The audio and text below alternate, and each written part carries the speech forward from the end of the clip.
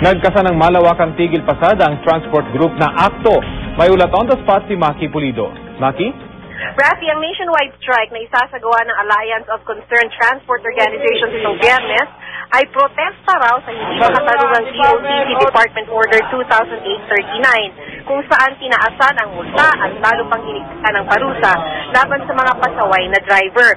Okay lang naman daw na idisiplina ang pasaway na driver pero bilang layunin daw ng department order ay patayin ang kabuhayan ng mga nasa sektor ng transportasyon. Halimbawa raw, sinukuling na reckless driving ang hindi pagsuot ng tsinelas. 1,000 pesos sa first offense, 2 months suspension sa second offense, at 6 months suspension sa third offense. Maliban pa rito, lalala pa raw ang kotungan.